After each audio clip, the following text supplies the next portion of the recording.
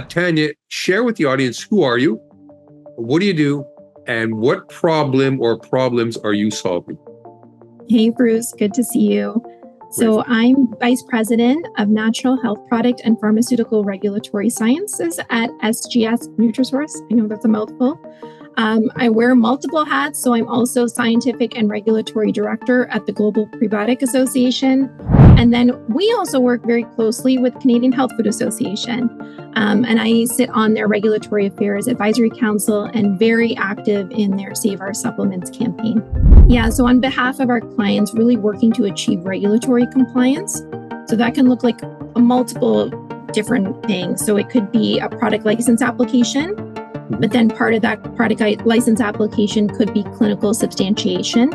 And we can either achieve that through our clinical trial site. Natural health products in Canada, as we all know, it's a heavily regulated sector.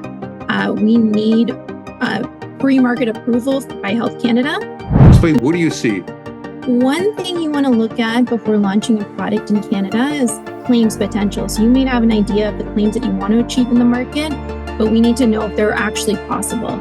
So Health Canada, they have a monograph system. A lot of their ingredients are pre-cleared, so it tells you what kind of claims you can make on them. But then there's also the possibility of submitting additional clinical evidence, whether that's a clinical trial that you run on the product itself or leveraging existing clinical research, especially for branded ingredient companies, or if there's a proprietary blend, a unique formula that they want to study and get that scientific backing behind them. That helps for them in terms of selling to their customers because they have, X number of clinical trials substantiating their Canadian NHP, and they're bringing stuff in from, let's say, the US or a foreign country. Structure in the US. So some things that may be considered a dietary supplement there would not be considered a natural health product here. So that's something that we want to look at before launching into Canada. The NHP landscape in Canada, regulatory, there's lots going on.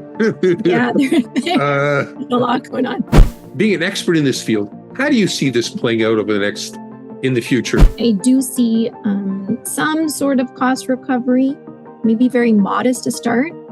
And then potentially looking at a pre-market notification or post-market notification process versus pre-market approval is where we're at right now.